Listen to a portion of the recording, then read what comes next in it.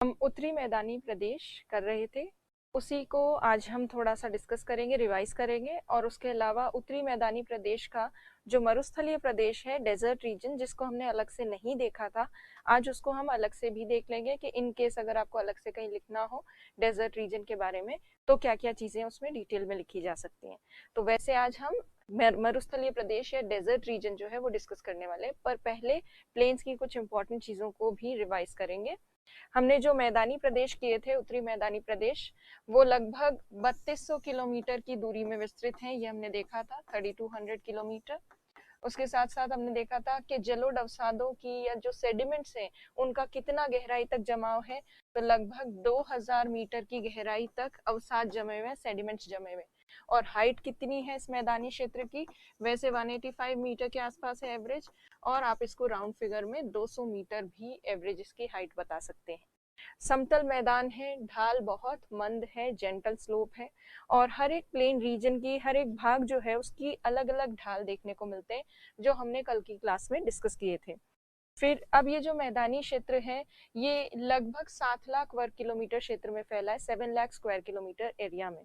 और mainly 7 main जो states हैं, राज्य, उनको कवर करता है ये मैदानी प्रदेश।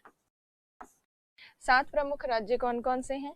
एक तो है राजस्थान, यहाँ पर पंजाब, हरियाणा, यूपी, बिहार, ये पश्चिम बंगाल और असम। मेन जो स्टेट्स जिनको कवर करता है वो ये वाले स्टेट्स हैं, और आसपास के कुछ स्टेट्स में भी थोड़ा बहुत भाग है, पर मुख्य जो मैदानी भाग है वो इन राज्यों में देखने को मिलते हैं। अब मैदानी प्रदेश को हमने देखा कि दो तरह से इसका विभाजन देखा जा सकता है, वर्गीकरण देखा जा सकता है मैदानी प्रदेश का। एक तो प्रादेशिक वर्गीकरण देखा जा सकता है, जिसे हम कहते हैं रीजनल डिवीजन ऑफ प्लेन्स, और दूसरा जो वर्गीकरण है वो संरचना के आधार पर वर्गीकरण देखा जा सकता है। संरचना के आधार पर जो वर्गीकरण होता है उसे भौगोलिक वर्गीकरण कहते हैं, ये भी हमने डिस्कस किया था।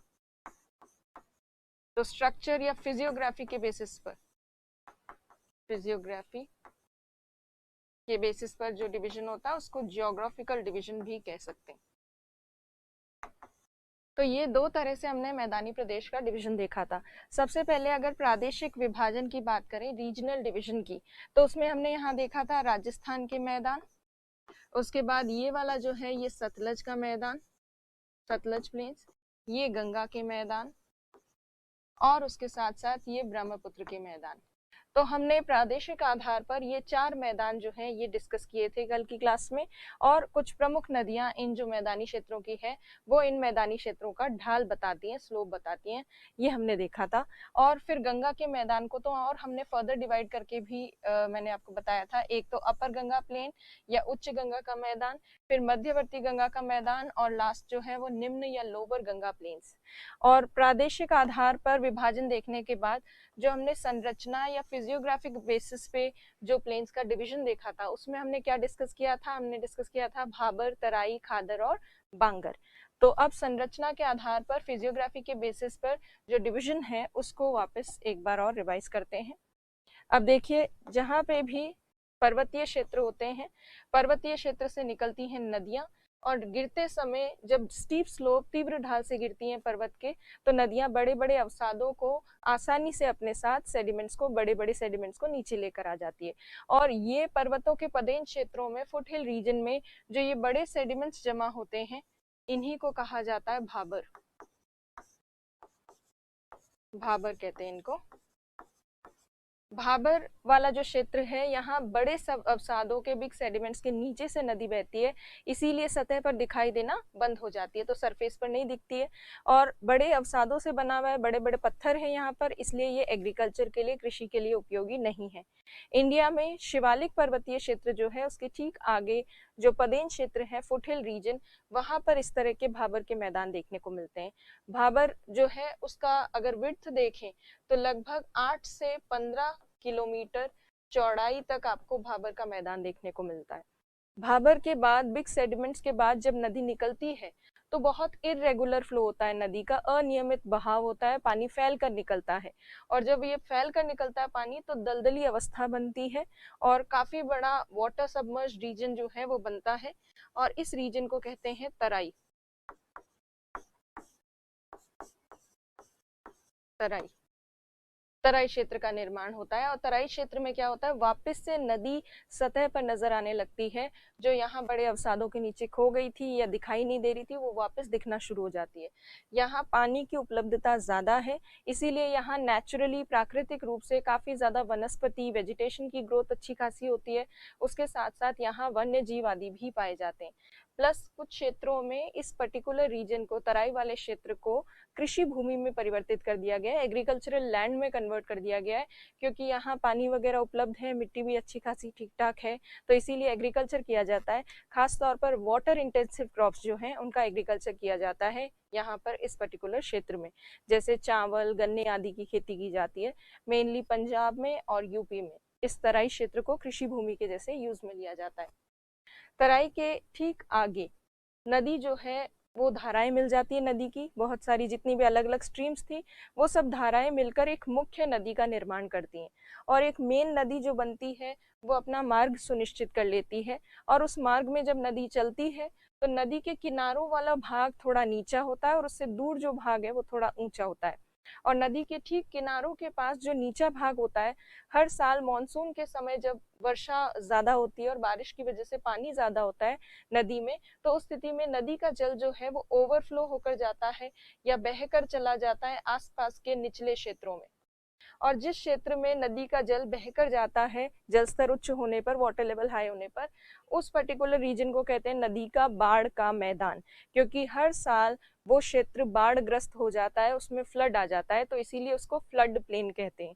तो हर साल जब भी नदी का पानी फ्लड प्लेन रीजन में बहता है, तो और बहने के बाद जब वापस नदी की ओर जाता है जल, तो जल जो है वो पीछे छोड़कर जाता है हर साल नए बारीक अवसाद, बिल्कुल फाइन सेडिमेंट्स यहाँ नदी के आसपास बारीक और नए अवसाद जमा होते हैं।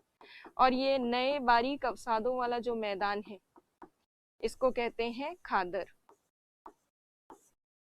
यहाँ पे भी ये बारीक अवसादों वाला मैदान, इसको कहेंगे खादर।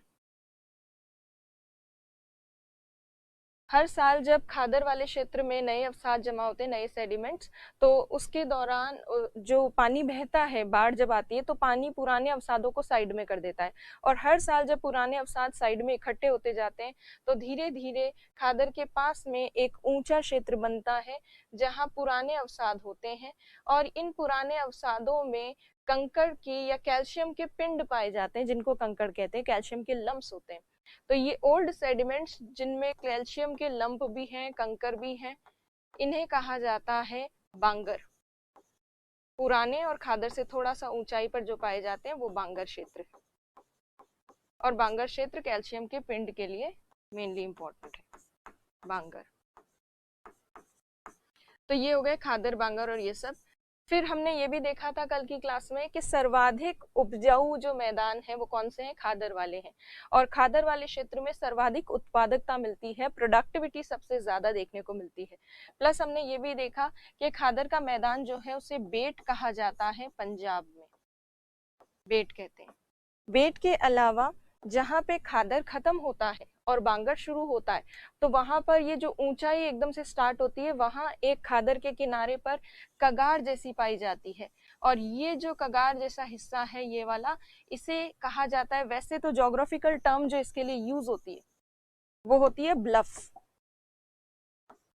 वैसे तो ज्योग्राफिकल टर्म जो यूज होती है वो ब्लफ होती है, या इसको कगार कह सकते हो, जो ठीक खादर के किनारे पाई जाती है। और इसे स्थानीय भाषा में पंजाब में क्या कहा जाता है, ढाया कहा जाता है, ढाया, ढाया भी कह सकते हैं इसको। तो ये धाया या ढाया कहा जाता है इसको। और ये अगर सिंपल शब्दों में बात करें तो पुराने जो अवसाद हैं या बांगर प्रदेश जो है उसी को पंजाब में क्या कहा जाता है, ढाया कहा जाता है। और अगर प्रॉपर डेफिनेशन लिखनी हो तो आप ये लिखेंगे कि खादर के ठीक पास में जो कगार का निर्माण होता है, खादर के खत्म होने पर और बांगर के शुरू होने पर, उस कगार वाले क्षेत्र को पंजाब में स्थानीय भाषा में ढाया कहा जाता है। तो ये ब्लफ जो है इसको रीजनल लैंग्वेज में पंजाब में कहते हैं ढाया। और ब्लफ क्या करता है, खादर और बांगर के बीच में एक बाउंड्री क्रिएट करता है, या जहां से बांगर शुरू होता है वही वाला रीजन जो है वो ढाया कहलाता है या ब्लफ कहलाता है। तो ये सब हमने कल की क्लास में देखा था। और बांगर वाला एरिया काफी ज्यादा विस्तृत है, इसीलिए बांगर वाले क्षेत्र में क्या देखने को मिलता है, सर्वाधिक उत्पादन देखने को मिलता है। प्रोडक्शन सबसे ज्यादा बांगर में है, प्रोडक्टिविटी सबसे ज्यादा खादर में है। और एक और चीज देख लेते हैं, जब नदी गिरती है किसी पर्वतीय क्षेत्र से तो नदी काफी सारे अवसाद सेडिमेंट्स जमा करती है पर्वत के पदेन क्षेत्रों में। और ये जब अवसाद जमा करती है बहुत सारे नदी पर्वत के पदेन क्षेत्रों में, फुटहिल रीजन में, तो उससे बनता है जलोढ़ जो अवसाद है या एलुवियल जो सेडिमेंट्स है वो बिखर जाते हैं बिल्कुल फुटहिल रीजन पर, माउंटेन के बिल्कुल पदेन क्षेत्रों में जो फैल जाते हैं जलोढ़ अवसाद, उसी को कहा जाता है जलोढ़ पंख। तो पर्वतों के जो पदेन क्षेत्र होते हैं वहां जलोढ़ पंख पाए जाते हैं, अलूवियल फैन जो है वो वहां पाए जाते हैं। तो जलोढ़ पंख कहाँ मिलते हैं, पर्वत के ठीक पदेन क्षेत्र में। तो जिस तरह से नदी पर्वत से उतरते ही जलोढ़ पंख बनाती है, उसी तरह से जब नदी समुद्र में गिरती है उससे पहले भी नदी की स्पीड बहुत कम हो जाती है और नदी बहुत सारे अवसाद जमा करती है, और जब नदी सेडिमेंट्स जमा करती है उससे बनता है डेल्टा। तो नदी जब पर्वत से उतरी तब तो बनाती है जलोढ़ पंख, एलुवियल फैन, और जब समुद्र में गिरती है उससे पहले सामान्यतः नदी क्या बनाती है, डेल्टा बनाती है। अब डेल्टा के बारे में हम थोड़ा सा देखेंगे। तो देखिए नदी का यहाँ तक हमने मार्ग देख लिया। आगे क्या होता है, जब ये समुद्र में गिरने वाली होती है तब तक उसके पास काफी लंबी दूरी नदी तय कर चुकी होती है। नदी के पास अवसादों की, सेडिमेंट्स की अमाउंट बहुत ज्यादा बढ़ जाती है, क्योंकि रास्ते में नदी बहुत ज्यादा इरोजन करती है, अपर्दन करती है। और आगे चल के जब नदी की स्पीड बहुत धीरे हो जाती है समुद्र के आसपास, उस समय नदी अवसादों को, सेडिमेंट्स को छोड़ती चली जाती है, क्योंकि नदी के पानी में इतनी गति नहीं होती कि उन सेडिमेंट्स को लेकर बहाकर अपने साथ समुद्र में लेकर जाए। इसीलिए उन सेडिमेंट्स को या अवसादों को नदी छोड़ देती है समुद्र में गिरने से पहले, और जब नदी छोड़ती है तो उससे बनता है डेल्टा। और देखिए अंतिम अवस्था में जब नदी की स्पीड कम हुई तो उस स्थिति में क्या होगा, नदी अवसाद छोड़ना शुरू कर देगी, सेडिमेंट्स छोड़ना शुरू कर देगी। और जब ये सेडिमेंट्स छोड़ना शुरू करेगी तो फिर नदी का जो जल है इन अवसादों के आसपास इस तरह से बिखरी बिखरी अवस्था में फैल जाएगा। तो नदी जब गिरने वाली होती है समुद्र में तब भी उसकी बहुत सारी शाखाएं निकल जाती है, बहुत सारी ब्रांचेस निकल जाती हैं। तो डेल्टा रीजन में ऐसी बहुत सारी ब्रांचेस हमें देखने को मिलती है नदी की, और उन ब्रांचेस के बीच में, उन शाखाओं के बीच में हमें अवसाद देखने को मिलते हैं, सेडिमेंट्स। तो ये जो धीरे धीरे सेडिमेंट्स जो जमा हो रहे हैं अंतिम अवस्था में, इसी सेडिमेंट्स डिपोजिशन को क्या कहते हैं, डेल्टा। तो अंतिम अवस्था में नदी क्या बनाती है, डेल्टा बनाती है। तो अब देखिए डेल्टा कैसे बनता है, क्या है। तो देखिए वितरिकाओं में विभाजित हो जाएगी, और वितरिकाओं में विभाजित होने से यहाँ ये क्या बन गया है, डेल्टा बन गया है। अब अगर हम इंडिया की बात करें तो इंडिया में कहाँ हमें तराई, खादर, बांगर देखने को मिलता है। अगर आप मैप देखें इंडिया का, जैसे ये इंडिया का नॉर्दर्न इंडिया की बात करते हैं मेनली, तो ये इंडिया का मैप में यदि हम देखें तो जहाँ पे शिवालिक पर्वत है या हिमालयन माउंटेन रीजन है, यहाँ ये पर्वतीय क्षेत्र है। इस पर्वतीय क्षेत्र के ठीक आगे हमें भाबर नजर आएगा, ये भाबर वाला रीजन है। भाबर वाले रीजन के ठीक आगे हमें क्या देखने को मिलेगा, तराई वाला क्षेत्र देखने को मिलेगा, जहां नदी का अनियमित प्रवाह होगा, इरेगुलर फ्लो होगा। और इस तरह के तराई वाले क्षेत्र के ठीक आगे की तरफ नदी अपना मार्ग निश्चित कर लेती है, जैसे गंगा नदी इस तरफ बहने लगती है और अन्य नदियां गंगा से आकर मिल जाती हैं, और कुछ नदियां जो है इधर सतलज की तरफ, सिंधु की तरफ चले जाती हैं। तो इस तरह से तराई वाले क्षेत्र के ठीक आगे नदी की मुख्य धारा नजर आती है, और नदी की मुख्य धारा के आसपास हमें क्या दिखते हैं, खादर के मैदान, और मुख्य धारा के खादर के मैदान से थोड़ा दूर हमें क्या नजर आते हैं, बांगर के मैदान। तो हमने भाबर, तराई, खादर और बांगर तो देखा, पर हमने उत्तरी मैदानी प्रदेश में डेल्टा अलग से मेंशन क्यों नहीं किया, क्योंकि आपको ये जानकारी होनी चाहिए कि यदि हम इंडिया की बात करें तो इंडिया में गंगा नदी डेल्टा नहीं बनाती है, वो कौन से देश में बनाती है, बांग्लादेश में बनाती है। तो इसी वजह से इंडिया का जो मोस्टली गंगा का और ब्रह्मपुत्र का जो डेल्टा रीजन है वो ज्यादातर भाग आपको बांग्लादेश में मिलेगा। तो क्या इंडिया में कोई भी डेल्टा वाला पार्ट नहीं है गंगा का के सेक्शन की बात करें तो देखिए गंगा का थोड़ा सा डेल्टा रीजन आपको इंडिया में मिलता है, बट ज्यादातर आपको बांग्लादेश में मिलेगा। तो जब ये गंगा नदी यहाँ से जाती है, इधर से ब्रह्मपुत्र आती है, दोनों मिलती हैं और बांग्लादेश में जाकर दोनों डेल्टा बनाती हैं। और जब ये बांग्लादेश में डेल्टा बनाती हैं तो इसके आसपास वाला जो पश्चिम बंगाल वाला क्षेत्र है, यहाँ पे भी इसका गंगा नदी का कुछ डेल्टा का कुछ भाग जो है वो विस्तृत है। प्लस यहाँ पर हुगली नदी भी समुद्र में महासागर में गिरती है। तो ये जो डेल्टा रीजन है, गंगा और ब्रह्मपुत्र का जो डेल्टा क्षेत्र है, उसको क्या कहा जाता है पहले तो ये देखिए। तो गंगा ब्रह्मपुत्र का ये जो डेल्टा क्षेत्र है, इसको कहते हैं सुंदरबन डेल्टा। सुंदरबन डेल्टा। इस सुंदरबन डेल्टा का अधिकतम भाग बांग्लादेश में है, थोड़ा सा कुछ भाग जो है वो पश्चिम बंगाल में देखने को मिलता है। इसका नाम सुंदरबन का नाम सुंदरबन क्यों है? क्योंकि यहाँ सुंदरी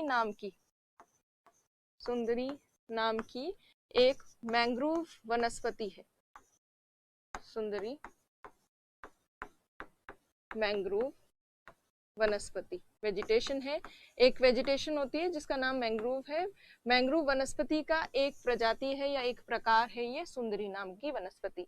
तो सुंदरी नाम के मैंग्रोव ज्यादा पाए जाते हैं गंगा ब्रह्मपुत्र डेल्टा रीजन में, इसीलिए गंगा ब्रह्मपुत्र डेल्टा रीजन को क्या कहते हैं? सुंदरबन डेल्टा। ये विश्व का सबसे ज्यादा तेजी से बढ़ता हुआ डेल्टा है। डेल्टा जो है वो अक्सर प्रसारित होता रहता है, बढ़ता रहता है, क्योंकि नदी सेडिमेंट्स जमा करती रहती है और जो गाद अवसाद जमा होते हैं, सेडिमेंट्स जमा होते हैं, उससे तट जो है वो बढ़ता जाता है। तट की जो साइज है वो इंक्रीज होती जाती है और सुंदरबन डेल्टा रीजन जो है वो काफी तेजी से बढ़ता हुआ डेल्टा क्षेत्र है। तो ये हो गया डेल्टा प्रदेश गंगा और ब्रह्मपुत्र का। इससे रिलेटेड कुछ एक आध चीजें और हैं, उनको भी हम देखते हैं। तो देखिए डेल्टा प्रदेश की यदि बात करें तो गंगा ब्रह्मपुत्र का डेल्टा क्षेत्र है ज्यादातर बांग्लादेश में है, कुछ थोड़ा सा भाग हमें पश्चिम बंगाल में देखने को मिलता है। अब जो डेल्टा क्षेत्र है उसमें कुछ उच्च भूमि क्षेत्र जो होती हैं, हाईलैंड रीजन जो है डेल्टा रीजन में, डेल्टा क्षेत्र में जो उच्च भूमि क्षेत्र है, उनको बांग्लादेश और पश्चिम बंगाल वाले क्षेत्र में एक विशेष नाम दिया जाता है चार। और डेल्टा क्षेत्र के कुछ निम्न भूमि क्षेत्र है, लोलैंड रीजन है, उन्हें स्थानीय भाषा में बांग्लादेश में और पश्चिम बंगाल वाले क्षेत्र में कहते हैं बील। तो डेल्टा क्षेत्र में दो क्षेत्र हो गए, कुछ हाईलैंड रीजन और कुछ लोलैंड रीजन। लोलैंड या निम्न भूभाग निचले क्षेत्र जो है वो बील कहलाते हैं और थोड़े ऊंचे जो क्षेत्र है उन्हें चार कहते हैं। अब इसका साइड व्यू जो है वो देखते हुए उसको समझते हैं कि ये क्या है।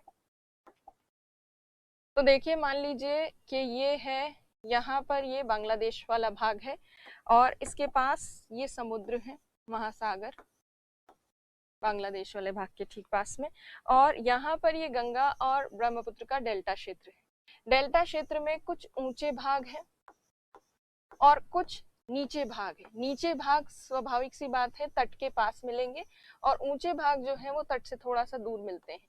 तो डेल्टा क्षेत्र में कुछ ऊंचे भाग और कुछ नीचे भाग हैं। नीचे भागों में क्या होता है, लोअर रीजन्स जो हैं, जब भी उच्च ज्वार आता है, हाई टाइड के समय क्या होता है, तट की तरफ पानी आता है और कोस्ट की तरफ जब पानी आता है तो ये जो लोलैंड रीजन है, ये जो निचला भाग है, ये पूरा ज्वार के जल से भर जाता है। और फिर जब निम्न ज्वार आता है, हाई टाइड आता है, तब तो इसमें पानी भर जाता है लोलैंड रीजन में, और लो टाइड आता है तब इससे पानी हट जाता है। तो ये जो गंगा ब्रह्मपुत्र के डेल्टा क्षेत्र में ये वाला जो भाग है जिसे निम्न भूमि या निचला क्षेत्र हम कह रहे हैं, इस निम्न भूमि क्षेत्र में ज्वार का जल आता जाता रहता है लोलैंड रीजन में, और इस लोलैंड रीजन को क्या कहा जाता है, बील कहते हैं इसको। और दूसरा ऐसा ऊंचा भाग है डेल्टा क्षेत्र में, थोड़ा सा हायर रीजन, जहां पर ज्वार का जल पहुंच नहीं पाता है और उस क्षेत्र को कहते हैं चार। तो यदि कहीं पर चार और बील के बारे में आपको पूछा जाए तो बील लोलैंड रीजन है गंगा ब्रह्मपुत्र के डेल्टा क्षेत्र में, और हाईलैंड रीजन को क्या कहा जाता है, चार कहा जाता है। तो ये हो गया गंगा ब्रह्मपुत्र के डेल्टा रीजन के बारे में मेन चीज, चार और बील जो है वो आपको ध्यान रखना है। तो इसके साथ ही हमने जो मैदानी प्रदेश किया था वो ऑलमोस्ट हमने कवर कर लिया। अब मैदानी क्षेत्र हमने कवर किया है, उसके साथ साथ एक और चीज हम डिस्कस कर लेते हैं। आपको याद होगा हमने हिमालय पर्वतीय प्रदेश जब किया था, हिमालयन माउंटेन रीजन, तो उसमें हमने एक चीज देखी थी हिमालयन माउंटेन रीजन में, जैसे वो अभी देखते हैं। देखिए हिमालयन माउंटेन रीजन में मैंने आपको बताया था कि हिमालय में शिवालिक श्रेणी जो है, शिवालिक रेंज के और मिडिल हिमालय के बीच में जो समतल घाटियां हैं उनको दून और द्वार कहा जाता है। तो शिवालिक जहां खत्म होता है, शिवालिक के जो फुट हिल रीजन है, पदेन क्षेत्र, वहां जो घाटियां पाई जाती है उनको कहा जाता है दून या फिर उनको कहा जाता है द्वार। तो अब दून और द्वार को वैसे सिंपल टर्म्स में जो हमने देखा वो तो वो वाली चीज थी, पर यहाँ यदि देखा जाए, ये शिवालिक पर्वत है मान लीजिए, कंटिन्यूस तो है नहीं पर फिर भी ये शिवालिक पर्वतीय क्षेत्र है सपोज। इस शिवालिक पर्वतीय क्षेत्र के ठीक पदेन क्षेत्र में, फुट हिल रीजन में जो घाटियां हैं या जो मैदान शुरू होते हैं, घाटियां भी क्या होती है, पर्वतों के बीच का समतल भूमि होती है, पर्वतों के बीच का हिस्सा होता है जो कि एक तरह से मैदान जैसा ही होता है, फ्लैट होता है। तो इस तरह की जो घाटियां हैं, समतल घाटियां शिवालिक के और मध्य हिमालय के बीच वाले भाग में, उनको कहते हैं, वेस्टर्न साइड में उनको कहा जाता है दून और ईस्टर्न साइड में उनको कहा जाता है द्वार। ये मैंने आपको बताया था। अब दून के उदाहरण तो आपको कई सारे उत्तराखंड में मिलते हैं, द्वार के उदाहरण आपको ज्यादा नहीं मिलेंगे। वो इसलिए नहीं मिलेंगे क्योंकि वो स्पेसिफिकली मेंशन्ड नहीं है। तो अब यहाँ यदि आप देखें, ये शिवालिक माउंटेन जो है, इसके और मिडिल हिमालय के बीच में यहाँ उत्तराखंड में देहरादून, कोटली दून, ये सब दून नाम की आपको कई सारी वैलीज मिलेंगी। देहरादून, कोटली दून, पाटली दून आदि। तो ये दून नाम की समतल घाटियां कहाँ मिलती है, पश्चिमी हिमालय क्षेत्र में, जबकि पूर्वी हिमालय क्षेत्र में घाटियों को क्या कहा जाता है, द्वार कहा जाता है। तो अब ये पूर्वी हिमालय वाले भाग किसको कह रहे हैं, पूर्वी हिमालय, और कहाँ की घाटियों की बात करें, तो मेनली जब हम शिवालिक का अगर आप देखेंगे तो इस तरह से आर्क फॉर्म में आपको ये शिवालिक माउंटेन दिखेगा ऐसे। और इस शिवालिक माउंटेन का वेस्टर्न हिस्सा मान रहे हैं बेसिकली, ये जो उत्तर वाला भाग है, मध्य हिमालय की, मिडिल हिमालय की ओर देखता हुआ जो भाग है शिवालिक का, उसको हम कह रहे हैं वेस्टर्न पार्ट। और वेस्टर्न पार्ट में शिवालिक के ठीक नॉर्थ में देहरादून, कोटली दून, पाटली दून है। और अगर हम ईस्टर्न साइड की बात करते हैं, पूर्वी भाग की, तो उसमें बेसिकली हम बात कर रहे हैं पश्चिम बंगाल की, वेस्ट बंगाल की, सिक्किम वाले क्षेत्र की। यहाँ पर जो शिवालिक के पदेन क्षेत्र में कुछ घाटी क्षेत्र या फिर कोई मैदानी क्षेत्र जो है समतल, उसकी बात हो रही है द्वार के अंतर्गत। हालांकि हम एग्जाम्पल में देहरादून के अलावा हरिद्वार लिखते हैं, पर हरिद्वार जो है वो बिल्कुल देहरादून के पास में ही है, और एक प्रॉपर जो द्वार होता है उसका उदाहरण हरिद्वार नहीं है। उससे हरिद्वार को लिख सकते हैं उदाहरण में, पर बहुत अच्छा उदाहरण आपको अगर देखना हो तो यहाँ पर पश्चिम बंगाल और सिक्किम मिलता है। वेस्ट बंगाल में दार्जिलिंग और जलपाईगुड़ी वाला जो क्षेत्र है, वहां शिवालिक के ठीक फुटहिल रीजन पर, पदेन क्षेत्रों पर, दक्षिण में, शिवालिक के दक्षिण में, उत्तर में नहीं, मध्य हिमालय की तरफ नहीं, मैदानों की तरफ समतल भाग है, जिसे हम एक तरह से तराई क्षेत्र भी कह सकते हैं, जो शिवालिक के ठीक आगे है। उसको कहा जाता है स्थानीय भाषा में दुआर। द्वार नहीं कहते प्रॉपर, उसको दुआर कहते हैं, दुआर।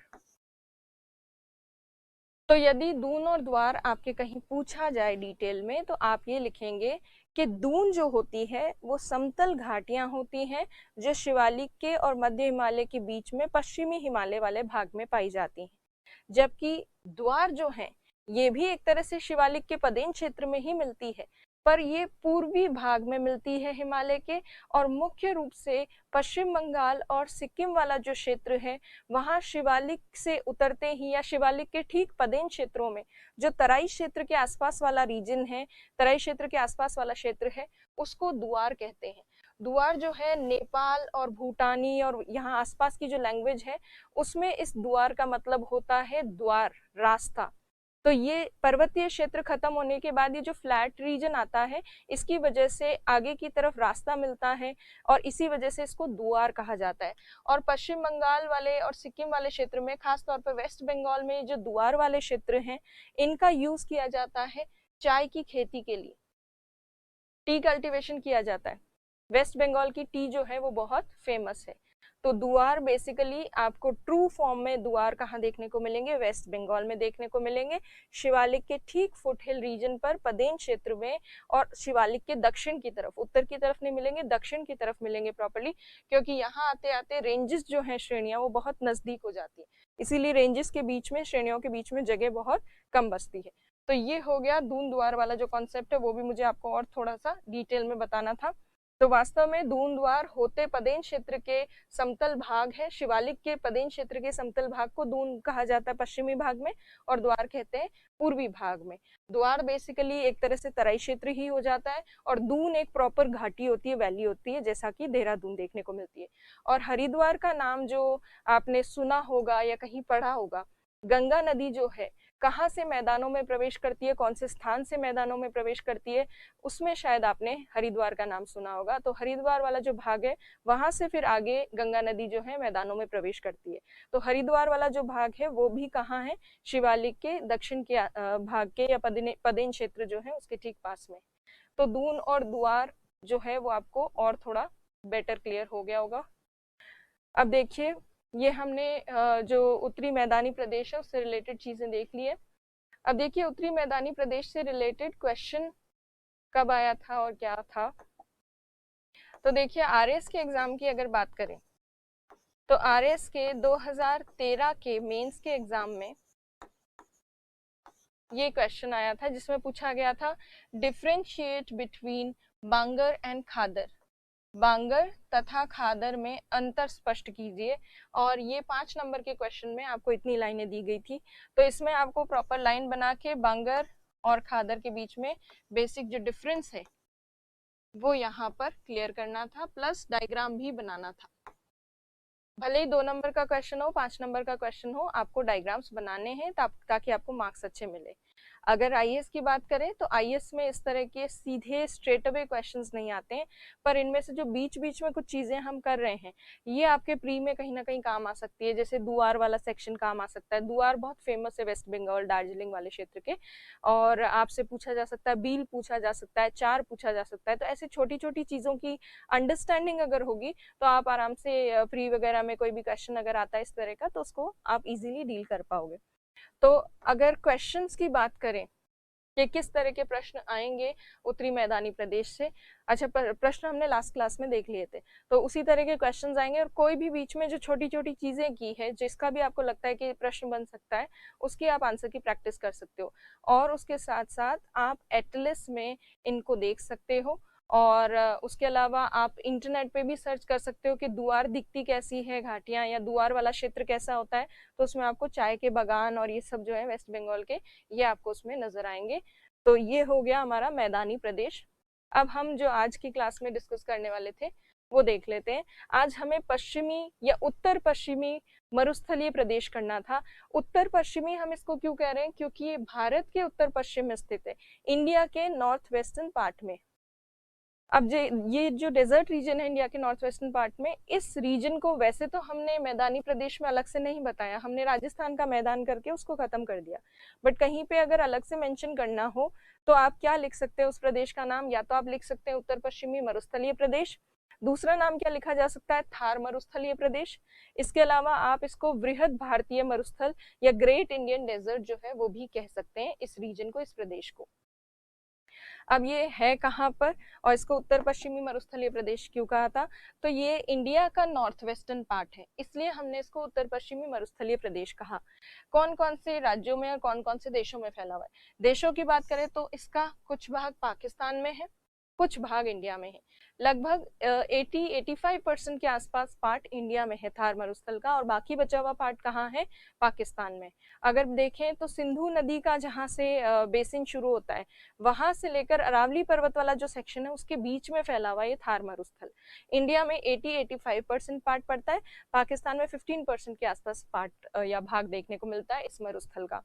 भारत में कौन कौन से राज्यों में है, तो थोड़ा सा इसका भाग पंजाब में है, बहुत थोड़ा सा भाग, हरियाणा में भी छोटा सा सेक्शन है, राजस्थान में इस डेजर्ट का काफी ज्यादा भाग मिलता है, लगभग 60% या 60% से भी ज्यादा भाग जो है वो राजस्थान में ही देखने को मिलता है। और इसका थोड़ा सा भाग गुजरात में भी देखने को मिलता है। तो ये पश्चिमी मरुस्थलीय प्रदेश या उत्तर पश्चिमी मरुस्थलीय प्रदेश इन राज्यों में फैला हुआ है, पंजाब, हरियाणा, गुजरात और राजस्थान में, मुख्य रूप से राजस्थान में अरावली पर्वत के पश्चिमी भाग में। किसी भी क्षेत्र को हम मरुस्थल कब कहते हैं? उसको तब मरुस्थल कहा जाता है जब उस क्षेत्र में वर्षा की मात्रा, रेनफॉल का अमाउंट 25 सेंटीमीटर से कम हो, तो उसको हम क्या कहते हैं? मरुस्थल कहते हैं। तो ये जो क्षेत्र है जिसको हम मरुस्थलीय प्रदेश कह रहे हैं, यहाँ पर केवल शुष्क क्षेत्र ही नहीं है। शुष्क क्षेत्र तो ऐसा होता है जहाँ 25 सेंटीमीटर से कम वर्षा होती है। जिसको हम मरुस्थलीय प्रदेश कह रहे हैं, वहां पर शुष्क के साथ साथ अर्ध शुष्क क्षेत्र भी है, सेमी एरिड रीजन भी है, जहां पर रेनफॉल कितनी होती है? 25 से 50 सेंटीमीटर के आसपास। तो जिसको हम मरुस्थलीय प्रदेश कह रहे हैं, रीजन कह रहे हैं, उसमें अर्ध शुष्क और शुष्क दोनों भाग हैं। और पंजाब हरियाणा वाला जो पार्ट है, वहां पर अर्ध शुष्क वाला जो सेक्शन है, सेमी एरिड वाला जो रीजन है, वो मेनली देखने को मिलता है। राजस्थान के पश्चिमी भाग में मुख्यतः कौन सा देखने को मिलता है? शुष्क वाला प्रदेश। और राजस्थान में अर्ध शुष्क या सेमी एरिड वाला पार्ट भी है। अभी देखेंगे कि राजस्थान में कौन कौन से पार्ट हैं। पहले बात कर लेते हैं इस इंडिया के लेवल पे। तो देखिए, भारत के उत्तर पश्चिम में है, इसीलिए उस उत्तर पश्चिमी शुष्क प्रदेश या मरुस्थलीय प्रदेश कहते हैं इसको। इसका टोटल एरिया जो है पूरे मरुस्थल का, पाकिस्तान को इंक्लूड करके, वो कितना है? 2 लाख वर्ग किलोमीटर के आसपास है।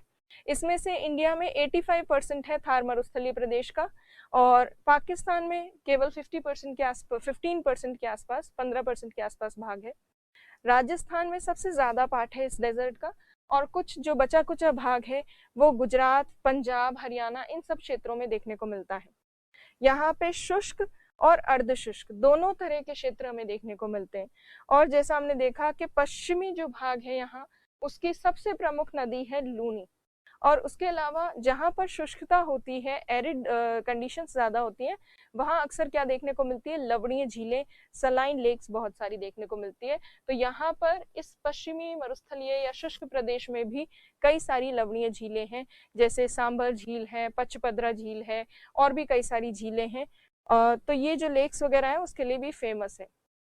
अब हम बात करते हैं ओरिजिन की, उत्पत्ति की। तो इस मरुस्थलीय प्रदेश की उत्पत्ति से संबंधित क्या क्या सिद्धांत हैं, क्या क्या थ्योरीज हैं? तो एक थ्योरी के अंतर्गत तो मुख्यतः ये माना जाता है कि जो आसपास जो चट्टाने हैं या रॉक्स हैं, जैसे अरावली पर्वत जो है उसकी चट्टाने हैं, चट्टाने जब अपर्दित होती हैं या चट्टानों के अपर्दित होने से, चट्टानों के इरोजन से, घिसने टूटने से, अपक्षय और अपर्दन दोनों आएंगे इसमें, तो रॉक्स जो हैं उनके अपर्दन के कारण बालू रेत बनी या बालू मिट्टी बनी, और उसी बालू मिट्टी के कारण, रेत के कारण मरुस्थल का निर्माण हुआ। ऐसा कुछ वैज्ञानिकों का या कुछ जो है भूगोल शास्त्री, उनका मानना है कि रॉक्स जो हैं उनका इरोजन हुआ, उनकी वेदरिंग हुई, और रॉक्स के इरोजन और वेदरिंग से जो सैंडी सॉइल बनी, उसी सैंडी सॉइल के कारण डेजर्ट बन गए। तो कुछ लोग जो हैं या कुछ जो भूगोलवेता हैं, उनका ये मानना है ज्योग्राफी में कि चट्टानों के अपर्दन से ही यहाँ बालू रेत बिछ गई, और बालू रेत जो है वो जल को अच्छे से ग्रहण नहीं कर पाती, और धीरे धीरे यहाँ मरुस्थलीय परिस्थितियां बन गई। पर ये जो है व्यू या ये उत्पत्ति से संबंधित जो आधार बताया है, ये पर्याप्त नहीं है। ऐसा नहीं हो सकता कि केवल चट्टानों के अपर्दन से बालू मिट्टी बन गई और शुष्कता या एरिडिटी या एरिड कंडीशंस किसी क्षेत्र में बन गई और उनकी उत्पत्ति हुई, डेजर्ट की उत्पत्ति हुई। तो ये 100% सही नहीं है, ये वाली जो थ्योरी है या ये वाला जो अनुमान है। इसके अलावा और क्या अनुमान है? तो कुछ भूवैज्ञानिकों का ये मानना है कि इस मरुस्थलीय क्षेत्र में ये चट्टानों का अपर्दन हुआ कैसे। माना कि ठीक है, रॉक्स के अपर्दन से बालू मिट्टी बनी होगी, पर ये रॉक्स इरोड क्यों हुई, अपर्दन क्यों हुआ? कौन करता है चट्टानों का अपर्दन? चट्टानों का अपर्दन होता है, रॉक्स का इरोजन होता है बहिर्जनित कारकों की वजह से। एक्सोजेनस जो एजेंट्स होते हैं, जैसे वाटर, पानी हुआ, और ये जो पवने हुई, विंड्स आदि। तो कुछ वैज्ञानिकों का ये मानना है कि केवल विंड्स की बात करें तो केवल पवने इतना ज्यादा इरोजन नहीं कर सकती। इसका मतलब ये जो चट्टाने अपर्दित हुई हैं और बालू रेत बनी है और मरुस्थल बना है, तो ये चट्टानों के अपर्दन के पीछे जल की जरूर से भूमिका है। जल की वजह से ही ये चट्टानें अपरदित हुई होंगी। तो कुछ वैज्ञानिकों का मानना है यहाँ पर पहले नदियां थी, जल था, और उस जल के कारण ये चट्टानें, रॉक्स इरोड हुई, और इनके इरोजन की वजह से धीरे धीरे यहाँ पर ये बालू मिट्टी या रेत जो है वो बिछ गई और मरुस्थल बने। तो कुछ लोगों का ये मानना है कि यहाँ पर पहले जल था। जल किस आधार पर था, किस तरह से था? नदियों के रूप में था, जैसा कि हमें गग्गर नदी के अवशेष मिलते हैं, और इसी वजह से कहा जा सकता है कि पहले ये क्षेत्र आर्द्र था, आर्द्र क्षेत्र था, और बाद में धीरे धीरे ये शुष्क हो गया। तो कुछ लोगों का ये मानना है, और कुछ तो बिल्कुल ही अलग सोचते हैं। टूशो या ऐसे जो कुछ वैज्ञानिक है, टूशे करके एक वैज्ञानिक है, उनका तो ये मानना है कि ये अपर्दन अपर्दन नदियां वदियां सब छोड़ो, मॉनसून पवनें जो आती है ना दक्षिण पश्चिम से, साउथ वेस्ट से जो मॉनसून विंड्स आती हैं, वो अपने साथ भर भर के रेत लेकर आई, और उनकी वजह से आकर यहाँ पर जो है रेत बिछ गई। तो टूशे महाशय जो है वो बिल्कुल हाई लेवल का सोचते हुए उन्होंने सीधा बताया कि किसी और का योगदान नहीं है, ये तो मॉनसून पवनों का योगदान है। मॉनसून पवनें अपने साथ उड़ा उड़ा कर लेकर आई हैं ये मिट्टी या ये सैंड, जिसकी वजह से धीरे धीरे मरुस्थल बना है। तो डिफरेंट थ्योरीज हैं इससे, ओरिजिन से रिलेटेड या उत्पत्ति से संबंधित मरुस्थल के, पर सबसे सर्वमान्य और सबसे सही थ्योरी क्या है? तो यदि हम सबसे सही थ्योरी की बात करें तो सबसे सही अनुमान जो है वो ये है कि पहले जो राजस्थान वाला जो पश्चिमी भाग है ये आर्द्र था, ह्यूमिड था, ये ह्यूमिड था। यहाँ बहुत सारी नदियां बहती थी, जिसका अवशेष हमें गग्गर नदी के रूप में मिलता है। बहुत सारी नदियां थी, और इन नदियों और आर्द्र भूमि के कारण यहाँ पर बहुत सारी वनस्पति थी, बड़े बड़े पेड़ थे यहाँ पश्चिमी राजस्थान वाले भाग में, वेजिटेशन थी, और इस वेजिटेशन की वजह से ही वनस्पति जो है उसी के कारण हमें साक्ष्य मिलते हैं, एविडेंस मिलते हैं। आक्कलवुड फॉसिल पार्क में लकड़ी के अवशेष जो मिलते हैं वो इसको सही प्रमाणित करते हैं। आक्कलवुड, तो आक्कलवुड जो फॉसिल पार्क है उसमें जो लकड़ी के फॉसिल्स मिलते हैं, लकड़ी के जो जीवाश्म मिलते हैं पेड़ पौधों के, वो ये साक्ष्य देते हैं कि पहले यहाँ पर कभी वनस्पति रही होगी। तो ये वाला जो अनुमान है कि हाँ पहले आर्द्र था, नदियां थी, जैसे गग्गर के अवशेष अभी भी हमें मिलते हैं यहाँ पर, और उसके साथ साथ वनस्पति भी यहाँ थी, जिसके भी प्रमाण हमें मिल रहे हैं आक्कलवुड फॉसिल पार्क जो है उसके आधार पर। तो ये वाला जो उत्पत्ति का सिद्धांत है ये सही है। तो जब राजस्थान का पश्चिमी भाग पहले आर्द्र था तो ये धीरे धीरे शुष्क कैसे हो गया? तो जो भूगोलवेता इसका पक्ष करते हैं या इसका पक्ष लेते हैं इस ओरिजिन थ्योरी का, उनका ये मानना है कि कुछ समय बाद ये जो राजस्थान का पश्चिमी भाग है, ये आंतरिक जो भूगर्भिक गतिविधियां होती है, हलचल होती है अंदर की तरफ, इंटरनल जो एक्टिविटीज होती हैं अर्थ में, उसकी वजह से ये वाला राजस्थान का वेस्टर्न पार्ट ऊपर उठ गया, और जब ये पार्ट, ये भाग ऊपर उठा, राइज अप हुआ, उसकी वजह से इसकी ऊंचाई बढ़ गई, और जब ये ऊंचाई बढ़ गई तो नदियां जो हैं उनका ढाल चेंज हो गया, स्लोप चेंज हो गया। इसलिए यहाँ की जो अधिकतम नदियां थी वो या तो सिंधु इंडस रिवर की तरफ डाइवर्ट हो गई या गंगा रिवर की तरफ, गंगा नदी की तरफ डाइवर्ट हो गई, और इसीलिए ऊंचा उठ जाने के कारण यहाँ जो पहले पूर्व काल में कोई नदियां रहा करती होंगी, बहती होंगी, वो आना यहाँ पर बंद हो गई, क्योंकि उन्होंने अपना रास्ता चेंज कर लिया, वो डाइवर्ट हो गई दूसरी तरफ, जहां उनको ढलान मिला नदियों को, वो वहां बहकर चलेगी। तो ये आर्द्र भूमि क्षेत्र था राजस्थान का। उसके बाद भूगर्भिक हलचलों की वजह से राजस्थान का ये भाग जो है वेस्टर्न पार्ट, ये ऊपर उठा, ऊपर उठने से नदियां यहाँ से हट गई, नदियों ने अपने मार्ग बदल दिए, और धीरे धीरे नदियां जब बंद हो गई यहाँ पर आना तो ये क्षेत्र शुष्क होता गया, होता गया। और कुछ एक वैज्ञानिकों का ये भी मानना है कि जब ये भाग आर्द्र था, जब ये ह्यूमिड था रीजन, जहाँ यहाँ पर बहुत सारी नदियां थी, तो यहाँ की नदियां अरब सागर में गिरती भी थी, या जो आगे जो समुद्र है उसमें गिरती भी थी, और राजस्थान का कुछ एक भाग जलमग्न भी था या समुद्र से कवर्ड भी था, बिल्कुल तटवर्ती क्षेत्र के आसपास वाला कुछ एरिया ऐसा था, या राजस्थान का सदर्न पार्ट का कुछ पार्ट ऐसा था जो कि सबमर्ज था, वाटर में, पानी से ढका हुआ था।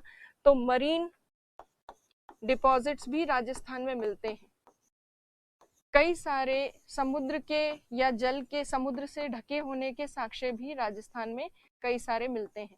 तो पहले ये राजस्थान वाला जो वेस्टर्न पार्ट है ये समुद्री जल से ढका हुआ था, इसका कुछ भाग, ऐसा भी कई वैज्ञानिकों का मानना, और इसके भी तथ्य मिले हैं क्योंकि कई सारे मरीन डिपॉजिट्स भी हैं, कहीं कहीं राजस्थान में मिलते हैं। तो कुल मिला के उत्पत्ति से संबंधित सिद्धांत में क्या सिंपल भाषा में कहा जा सकता है कि सबसे सर्वमान्य सिद्धांत ये है कि राजस्थान का पश्चिमी भाग पहले शुष्क ना होकर आर्द्र था, यहाँ बहुत सी नदियां बहती थी तथा यहाँ विभिन्न प्रकार की वनस्पति पाई जाती थी, और उसके साक्ष्य हमें आकलवुड जीवाश्म जो पार्क है उसमें देखने को मिलते हैं। और कालांतर में ये जो भाग है राजस्थान का ये ऊपर उठ खड़ा हुआ भूगर्भिक गतिविधियों के कारण, जिसकी वजह से नदियों ने अपना प्रवाह क्षेत्र बदल दिया और धीरे धीरे ये क्षेत्र शुष्क हो गया, एरिड हो गया। तो अगर आपको एक्सप्लेन करना हो तो आप इस तरह से एक्सप्लेन कर सकते हो। अब एक्सप्लेनेशन यहाँ पर लिखा है, जैसे इंग्लिश में मैंने रीड आउट नहीं किया वो देख लेते। The Akal wood fossil park of this region shows that earlier this region was covered with trees, which is a proof that earlier it was a humid and fertile region। बहुत उपजाऊ और आर्द्र क्षेत्र था जहाँ बहुत सारी where many rivers used to flow, but later this region got uplifted due to which rivers changed their course and joined Indus and Ganga river। This is why this region gradually became dry because of lack of water। तो धीरे धीरे नदियों ने बहाव क्षेत्र change कर दिया, तो ये क्षेत्र धीरे धीरे ये एरिया शुष्क हो गया, ड्राई हो गया। तो ये है ओरिजिन से रिलेटेड जो मेन कॉन्सेप्ट है कि कैसे बना मरुस्थलीय क्षेत्र, तो वो ये है।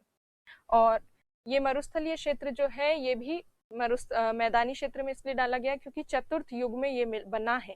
ये जो मिट्टी विट्टी सैंड वगैरह जो इकट्ठी हुई है, बालू रेत और ये सब, ये क्वाटरनरी चतुर्थ पीरियड में या क्वाटरनरी पीरियड में ये बना है।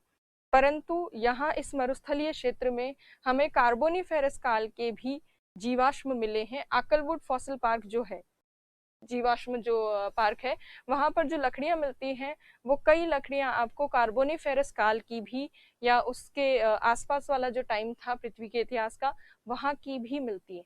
तो है बहुत पुराना क्षेत्र, पर इसमें बालू रेत मिट्टी बिछना और मरुस्थल का जो निर्माण हुआ है वो चतुर्थ युग में हुआ है, क्वाटरनरी पीरियड में हुआ है। अब राजस्थान का ये जो मैदान है, जो मरुस्थलीय क्षेत्र ज्यादातर राजस्थान में फैला हुआ है, तो राजस्थान के पॉइंट ऑफ व्यू से इस डेजर्ट रीजन को अगर देखें तो ये हम पहले कर चुके हैं कल वाली क्लास में। राजस्थान में अरावली पर्वत के पश्चिम में ये शुष्क मरुस्थलीय क्षेत्र है जिसमें अर्धशुष्क और शुष्क दो पार्ट्स हैं जिन्हें कहा जाता है राजस्थान बागर और मरुस्थली। ये हमने कल किया था इसलिए ज्यादा डिटेल में इसको नहीं देखेंगे।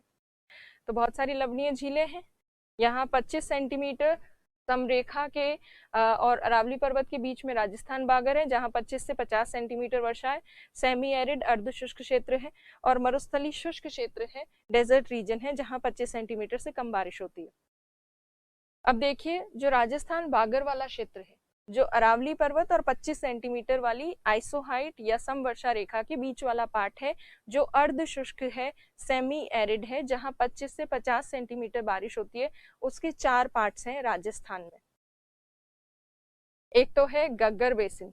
गग्गर बेसिन जो है ये राजस्थान के उत्तरी भाग में देखने को मिलता है, बिल्कुल नॉर्दर्न मोस्ट जो पार्ट है पश्चिमी राजस्थान का उत्तरी भाग जो है, गंगानगर, श्री गंगानगर और हनुमानगढ़ वाला क्षेत्र। यहाँ इस गग्गर बेसिन में गग्गर नदी जो है वो प्रवाहित होकर आती है और गग्गर नदी के आसपास वाला जो क्षेत्र है उसे चिकनी मिट्टी वाले क्षेत्र को काठी या बग्गी क्षेत्र भी कहा जाता है। तो गग्गर का जो बेसिन क्षेत्र है उसको अलग से मार्क किया गया है राजस्थान बागर में। दूसरा जो पार्ट है राजस्थान बागर का वो है शेखावटी अंतःस्थलीय बेसिन, शेखावटी इनलैंड बेसिन। ये शेखावती इनलैंड बेसिन जो है ये मेनली चूरू, सीकर, झुंझुनू वाला जो क्षेत्र है वहां है और यहाँ उसकी वजह से अंतःस्थलीय अपवाह तंत्र बनता है। इनलैंड ड्रेनेज वाला जो सिस्टम है, मतलब इनलैंड ड्रेनेज का मतलब है नदी समुद्र में नहीं जाती, वहीं पर लुप्त हो जाती है उसी पर्टिकुलर क्षेत्र में। तो शेखावटी वाला जो बेसिन है वो अंतःस्थलीय बेसिन हमें देखने को मिलता है। और उसके अलावा अच्छा, शेखावटी का ये जो कांतली नदी का बेसिन क्षेत्र है इसे तोरावटी क्षेत्र भी कहते हैं। और तीसरा जो पार्ट है वो है नागौर उच्च भूमि। नागौर वाला जो हाईलैंड रीजन है, नागौर वाली उच्च भूमि वाले क्षेत्र में या नागौर वाले भाग में जो अर्धशुष्क प्रदेश है, सबसे ज्यादा लवणीय झीलें इसी भाग में मिलती हैं। सबसे ज्यादा सलाइन लेक्स यहीं पर है। उसके साथ साथ यहाँ नागौर के जल में जो पानी है यहाँ आसपास के क्षेत्र का, उसमें फ्लोराइड की मात्रा बहुत ज्यादा है।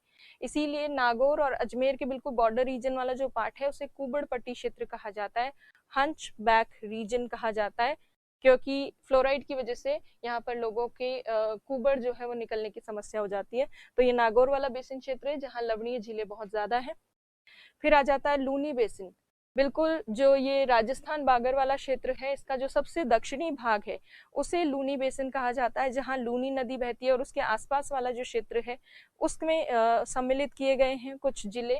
जैसे इसमें बाड़मेर सम्मिलित है, जालोर सम्मिलित है, जोधपुर का कुछ भाग है, पाली है, सिरोही का थोड़ा सा सेक्शन जो है वो इसमें इंक्लूडेड है। तो राजस्थान का जो बागर क्षेत्र है, जो अर्धशुष्क है, सेमी एरिड, उसे इन 4 पार्ट्स में डिवाइड किया जाता है। अब इनको हम राजस्थान के मैप पे भी देखेंगे। तो देखिए, जिनको राजस्थान के जो बेसिक जिले वगैरह है उनके नाम नहीं ध्यान, वो यहाँ पे लिखे हैं। अभी हम बात करें इस अर्धशुष्क प्रदेश की, ये वाला जो है इस पूरे भाग की हम बात करें। ये जो राजस्थान बागर वाला क्षेत्र है, इसके 4 प्रमुख भाग हैं, पार्ट्स हैं, जो मैंने अभी बताया वो कहाँ कहाँ लोकेटेड है। तो देखिए, सबसे पहले गग्गर बेसिन जो है श्री गंगानगर और हनुमानगढ़ वाले क्षेत्र में है। दूसरा शेखावटी अंतरस्थलीय जो बेसिन है, इनलैंड बेसिन, वो चूरू, झुंझुनू, सीकर वाले क्षेत्र में है। चौथा जो है नागौर वाला जो उच्च भूमि क्षेत्र है, वो यहाँ बिल्कुल सेंट्रल पार्ट में है। और तीसरा, और फिर ये चौथा जो भाग है ये है Luni basin. Luni basin mainly Barmer में कुछ भाग, जालोर, थोड़ा सा सिरोही का भाग, पाली, जोधपुर, इन सब, और थोड़ा सा नागौर का सेक्शन भी इसमें इंक्लूडेड है, बट मेनली ये वाले जो जिले हैं वो इसमें सम्मिलित हैं। तो ये हो गया लूनी बेसिन। तो ओवरऑल देखा जाए तो ये है राजस्थान बागर वाला क्षेत्र। इसके बाद जो इसके ठीक वेस्ट में पड़ता है, ये क्या है, मरुस्थली। अब इस मरुस्थली क्षेत्र की बात करते हैं। जो मरुस्थली क्षेत्र है, जो प्रॉपर डेजर्ट रीजन है, जहाँ 25 सेंटीमीटर से कम बारिश होती है, इस क्षेत्र में शुष्कता बहुत ज्यादा है, मरुस्थलीय परिस्थितियां हैं। और जहाँ मरुस्थल होते हैं वहाँ क्या होती है, बालू रेत होती है, रेत के टीबे होते हैं, बालू का स्तूप पाए जाते हैं, सैंड ड्यून्स जिनको कहते हैं। सूखी मिट्टी जो है उसके उड़ने से, इकट्ठे होने से क्या बनते हैं, सैंड ड्यून्स, जिनको कहते हैं बालू का स्तूप, बालू के टीले। तो ये जो मरुस्थलीय क्षेत्र है पश्चिमी राजस्थान में, इसके 2 भाग है। एक तो है सैंड ड्यून्स वाला रीजन, मतलब बालू का स्तूप युक्त क्षेत्र, जहाँ पे बालू का स्तूप देखने को मिलते हैं, वो वाला क्षेत्र। और दूसरा भाग जो है इसका, वो है सैंड ड्यून फ्री रीजन, बालू का स्तूप मुक्त क्षेत्र, जहाँ पे सैंड ड्यून्स देखने को नहीं मिलते। तो जहाँ पर बालू रेत वाला मरुस्थल देखने को मिलता है या सैंडी डेजर्ट होता है, सैंडी डेजर्ट, बालू रेत वाला मरुस्थल या बालू मरुस्थल, उसे कहा जाता है अर्ग। अर्ग कहते हैं उसको,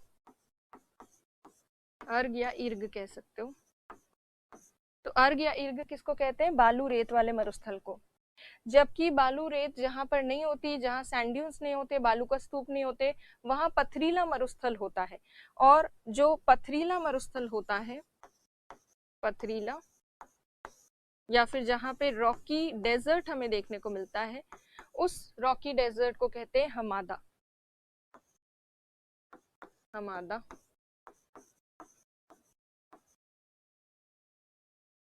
तो राजस्थान के कुछ भाग में, छोटे से भाग में, तो हमादा वाला पथरीला मरुस्थलीय क्षेत्र मिलता है। ज्यादातर जो पार्ट है राजस्थान का, उसमें हमें सैंडी डेजर्ट या अर्ग वाला जो मरुस्थल है वो देखने को मिलता है। और सैंडी डेजर्ट वाले क्षेत्र में बालू का स्तूप होते हैं, सैंड ड्यून्स होते हैं। अब कहाँ पर कितना भाग है और किधर स्थित है उसको देखते हैं। तो देखिए, राजस्थान के मैप में वापस से यही जो अभी हमने राजस्थान बागर किया था, गग्गर बेसिन, शेखावटी और नागौर और लूनी बेसिन, उसके अलावा ये वेस्टर्न राजस्थान, ये पूरा ये जो है ये मरुस्थली क्षेत्र है। इसमें ये जो येलो कलर का दिख रहा है, यहाँ पर सैंड ड्यून्स हैं, ये बालू रेत वाला मरुस्थल है, ये पूरा का पूरा। तो ज्यादा पार्ट किसका है राजस्थान में, बालू रेत वाले, बालू का स्तूप वाले, सैंड ड्यून्स वाले डेजर्ट का। और छोटा सा पार्ट किसका है, जहाँ पर पथरीला मरुस्थल है, हमादा वाला। तो देखिए सैंड ड्यून रीजन ये वाला है और ये सैंड ड्यून फ्री रीजन है, जिसे हम हमादा वाला क्षेत्र, पथरीला मरुस्थल वाला भाग कह सकते हैं। जहां पर सैंड ड्यून्स होते हैं, बालू का स्तूप होते हैं, बालू का स्तूप अलग अलग शेप के होते हैं और जैसा उनका शेप होता है, आकार होता है, उसके आधार पर उनके अलग अलग नाम होते हैं सैंड ड्यून्स के। तो अब हम डिफरेंट जो नेम्स है सैंड ड्यून्स के उनको देखेंगे। सबसे पहला जो सैंड ड्यून का टाइप है, बालू का स्तूप का प्रकार, पहला प्रकार है बरखान। ये अर्धचंद्राकार या क्रेसेंट शेप का होता है। जैसा आपको यहाँ पर ये दिख रहा है, यहाँ से विंड आ रही है, पवन आ रही है। जब विंड जो है उसकी स्पीड इतनी ज्यादा नहीं होती कि वो पूरे मिट्टी के रेत का जो पूरा टीला जैसा है उसको खिसका दे, तो वो क्या करती है, साइड से, किनारों से थोड़ी थोड़ी मिट्टी हटाती जाती है। और जब वो किनारों से, साइड से थोड़ी थोड़ी मिट्टी हटाती है विंड्स, तो उसकी वजह से ऐसा अर्धचंद्राकार जो है बालू का स्तूप या सैंड ड्यून बनता है। तो ये कैसा है, वो लगभग इस तरह का है। और इसका जो पिछला भाग है, पीछे की तरफ वाला, वो आपको इस तरह से नजर आएगा। तो ऐसे जो अर्धचंद्राकार आकार के जो बालू का स्तूप होते हैं, विंड यहाँ से आ रही है, पवन यहाँ से आ रही है, इनको कहते हैं बरखान। और इनका यदि हम देखें, ये वाला जो ढाल है, ये वाला स्लोप, ये कॉनकेव स्लोप है, अवतल ढाल। और दूसरी तरफ वाला ये वाला जो भाग है, इधर वाला, ये वाला है उत्तल ढाल, कॉन्वेक्स स्लोप। और पीछे वाला जो भाग है, विंड के पीछे वाला, ये स्लोप जो होते हैं ये काफी स्टीप होते हैं, इसके काफी तीव्र ढाल होते हैं पीछे वाले हिस्से के। और आगे वाला जो हिस्सा है इसका ढाल थोड़ा मंद होता है। तो इस तरह के अर्धचंद्राकार या क्रेसेंट शेप के जो सैंड ड्यून्स होते हैं उनको कहा जाता है बरखान। और इसी के ऑपोजिट एक सैंड ड्यून होता है जिसे कहते हैं पैराबोलिक सैंड ड्यून, वो अभी हम देखेंगे। तो इनका नाम याद रखना ना, इसके साथ नाम के साथ शेप याद रखना आपको। अब देखिए ये जो है, ये बरखान का बिल्कुल ऑपोजिट है, विपरीत है। जैसे विंड यहाँ से आ रही है, पवन यहाँ से आ रही है। अभी हमने देखा था कि पवन के सामने जब चंद्राकार, अर्धचंद्राकार रूप में बनता है कोई सैंड ड्यून, तो वो तो होता है बरखान। और अर्धचंद्राकार का बिल्कुल उल्टा ऑपोजिट अगर कोई बनेगा इस तरह से, तो ये क्या हो जाएगा, ये पैराबोलिक कहलाएगा। तो इसमें क्या होता है, विंड, पवन बहुत ज्यादा स्ट्रॉन्ग होती है, स्पेशली सेंट्रल पार्ट में। तो ये जो मिट्टी वाला भाग है, ये ज्यादातर जो बीच वाला हिस्सा है जिसमें ज्यादा मिट्टी है, इसको काफी पीछे धकेल देती है विंड। और किनारे वाले जो क्षेत्र हैं वो थोड़े थोड़े फिर भी बच जाते हैं। तो इस तरह से ऐसे ही बरखान के जैसी ही अर्धचंद्राकार रूप में बनता है, पर बरखान का बिल्कुल ऑपोजिट होता है। विंड की तरफ, पवन की तरफ जो ढाल होगा वो कौन सा होगा, कॉनकेव स्लोप। मतलब अवतल ढाल जो है वो पवन की तरफ है, विंड की तरफ है। और पीछे की तरफ जो भाग है वहां पे कॉन्वेक्स स्लोप होता है, उत्तल ढाल। तो बरखान का ठीक ऑपोजिट, विपरीत जो बनता है उसको हम क्या कहते हैं, उसको हम कहते हैं पैराबोलिक सैंड ड्यून। तो ये दूसरा सैंड ड्यून का नाम है पैराबोलिक। अब इस सैंड ड्यून के, इस बालू का स्तूप के बाद अब ये देखिए नेक्स्ट जो बालू का स्तूप है सैंड ड्यून, इसका नाम है ट्रांसवर्स या अनुप्रस्थ जो सैंड ड्यून या बालू का स्तूप। ये पवन की दिशा के समकोण पर या परपेंडिकुलर बनता है। जैसे मान लीजिए विंड यहाँ से आ रही है और विंड के ठीक परपेंडिकुलर यहाँ पर रेत जो है उसके टीले बन जाए, तो पवनों के ठीक परपेंडिकुलर या 90 डिग्री के कोण पर, समकोण पर जब कोई सैंड ड्यून्स बनते हैं, बालू का स्तूप बनते हैं, तो उन्हें कहा जाता है अनुप्रस्थ या ट्रांसवर्स, अनुप्रस्थ या ट्रांसवर्स ड्यून्स, ट्रांसवर्स ड्यून्स। सो ये हो गए ट्रांसवर्स, नाम से भी थोड़ा बहुत आपको क्लियर हो जाएगा। उसके बाद लास्ट जो है वो है लीनियर या अनुदैर्ध्य। लीनियर में क्या होता है, सीधे सीधे विंड की डायरेक्शन में ही रेखाओं के रूप में सैंड ड्यून्स बनते हैं। जैसे मान लीजिए ये विंड्स आ रही है पवने, और ये जो है ये यहाँ पर सैंड ड्यून्स बने बालू का स्तूप, और इनके बीच से इस तरह से विंड जो है वो क्रॉस होके जाएगी। तो ऐसे जब विंड की डायरेक्शन के बिल्कुल पैरेलल, पवन की दिशा के ठीक समानांतर जो बनते हैं बालू का स्तूप, उनको कहा जाता है लॉन्गिट्यूडनल या लीनियर या तो इनको रेखीय कहेंगे या फिर इनको अनुदैर्घ्य कहेंगे। तो इस तरह से रेखीय बालू का स्तूप भी बनते हैं। तो ये चौथा प्रकार हो गया। तो हमने 4 किए हैं, बरखान, पैराबोलिक जो बरखान का बिल्कुल विपरीत उल्टा है, फिर उसके बाद ट्रांसवर्स अनुप्रस्थ, और अनुदैर्घ्य जिसमें लंबी लंबी रेखाओं के रूप में बालू का स्तूप सैंड ड्यून्स बनते हैं। फिर अब देखिए ये चारों सैंड ड्यून्स जो हैं वो एक साथ, बरखान जो क्रेसेंट शेप का होता है, बरखान का उल्टा पैराबोलिक, फिर ट्रांसवर्स जिसके बिल्कुल विंड के समकोण पर, पवन के समकोण पर जो बनता है परपेंडिकुलर टू विंड, और विंड के पैरेलल जो बनता है वो है लॉन्गिट्यूडनल या रेखीय। ये 4 हमने देख लिए। उसके बाद आप देखिए जब कहीं पर मान लीजिए विंड यहाँ से आ रही है, तो क्या आप इस तरह के को पहचान पा रहे हैं ये कौन सा सैंड ड्यून होगा? अगर पवन यहाँ से आ रही है और पवन के सामने इस तरह से अर्धचंद्राकार रूप में कोई बना है सैंड ड्यून, और उसका उत्तर ढाल कॉन्वेक्स स्लोप विंड की तरफ है, तो उस स्थिति में कौन सा सैंड ड्यून हो गया? ये है बरखान। जब भी कभी कहीं बरखान जैसा सैंड ड्यून बना हो और पवन सडनली अपनी डायरेक्शन चेंज कर ले, विंड डायरेक्शन चेंज कर लेगी, तो उसकी वजह से क्या होता है, मान लीजिए पहले ऐसे चल रही थी, अब विंड ने सडनली इस तरफ चलना शुरू कर दिया, इस तरफ बहना शुरू कर दिया। मान लीजिए पहले सीधा चल रही थी इस तरफ, अब इधर टर्न हो गई विंड, तो उस स्थिति में क्या होगा, इस किनारे को और ज्यादा आगे तक खींच कर लेके जाएगी विंड। और जब बरखान का ही एक हिस्सा, एक किनारा जो है वो फैल जाता है या बहुत विस्तृत हो जाता है, जैसे मान लीजिए एक साइड उसकी बहुत ज्यादा फैल जाए बरखान की, तो ऐसा जो सैंड ड्यून बनता है जिसमें बरखान की एक एज, एक कॉर्नर एक्सटेंड हो जाता है, उसको एक विशेष नाम दिया जाता है, उसको कहते हैं सीफ। तो ऐसे जब बरखान का विस्तार हो जाता है उसकी एक एज का, तो उसको सीफ कहा जाता है। इसी तरह से जब कहीं पर विंड की डायरेक्शन फिक्स नहीं हो और चारों तरफ से अनियमित रूप से इरेगुलर फॉर्म में विंड्स चलें, पवने चलें, तो क्या होता है, कुछ इस तरह के मरुस्थल में बालू का स्तूप बनते हैं या सैंड ड्यून्स बनते हैं, जो किस तरह के दिख रहे हैं आपको, तारानुमा दिख रहे हैं, स्टार शेप्ड। तो जहां पर इरेगुलर फ्लो होता है विंड्स का, वहां स्टार शेप्ड या तारानुमा सैंड ड्यून्स या बालू का स्तूप देखने को मिलते हैं। तो ये तारानुमा बालू का स्तूप है। तो टोटल हमने 4 + 2 6 बालू का स्तूप जो है, 6 सैंड ड्यून्स, वो यहाँ पर डिस्कस कर लिए। अब देखिए थार जो मरुस्थल है उससे संबंधित हमने देख लिया कि उत्पत्ति से संबंधित क्या क्या सिद्धांत तो नहीं, क्या क्या आधार हैं या क्या क्या अवधारणाएं हैं, और उससे संबंधित जो हमने राजस्थान में सेक्शंस हैं, भाग है अलग अलग, वो देख लिए। अब हम बात करेंगे महत्व की। तो ये जो मरुस्थलीय क्षेत्र है, सबसे पहली चीज, मरुस्थल जो है बहुत ज्यादा गर्म होता है, स्पेशली गर्मियों में बहुत ज्यादा गर्म हो जाता है। उसकी वजह से मरुस्थल में या इंडिया के नॉर्थ वेस्टर्न पार्ट में, उत्तर पश्चिमी भाग में बहुत तीव्र निम्न दाब बनता है, बहुत इंटेंस लो प्रेशर बनता है।